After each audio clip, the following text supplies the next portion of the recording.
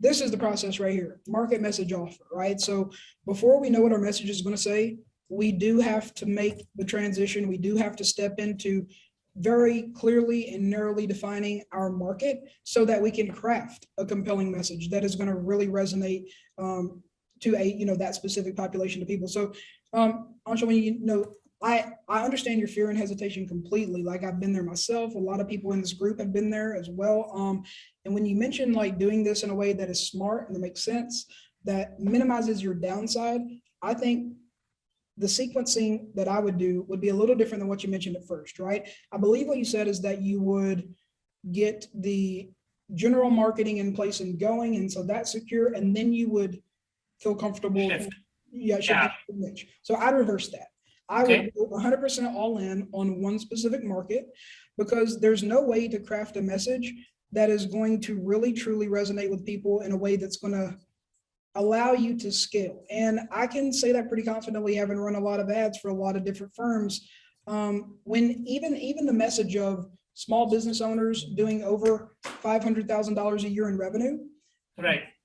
okay, I fall into that category, but that doesn't speak to me at all. You know what I mean? Like, Yeah. I don't have any emotion attached To it. Right. Right. I see what you're saying. Yeah. And so the question I have in my head is like, okay, yeah, but will that work for me? And so, answering that question as effectively from the front end as we can, will that work for me? That's why, like, in our ads, in the first sentence, the first one or two sentences, we're calling out those people directly, right? And so Right. doing it smart, to me, I think the only smart way to do this is to do it, and to do it rapidly, test it rapidly. And if it doesn't work out, pivot, make a rapid pivot, right? So, tell yourself that you're going to go and you're going to start, just let's say dentists. You're going to talk to 30 dentists, and 30 is, minimum sample size. And then you will assess, right? If dentists are going to work out for you, or if it's a messaging problem, that's something we can help you with.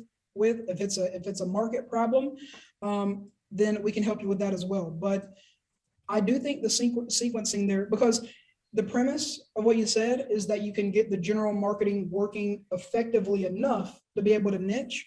And I haven't seen that premise executed on very well. I can't think of any funnel, honestly, for any account I've seen with like a more general message that's done well. Certainly no one in this group, who's right. So, and I also think we have like a fundamental decision here. So when we think about the future, what is the future? The future is an imagined reality, right? And so we can either take the positive connotation of that, or we can take a negative connotation of that. The negative connotation is fear, right? It's when we have we are afraid of the imagined future state that we're going to be living in. What's the opposite of fear? It's faith, right? It's the positive connotation of the imagined future state that we will be living in. So I would say maybe doing a little internal contemplation on, can we transition this fear into faith? Because they're the same thing, really. I mean, they're just two sides of the same coin, right? There's no such thing as a one-sided sheet of paper. There's no such thing as a one-sided piece of bread. Faith and fear go hand in hand. I would say it's good that you're a little fearful.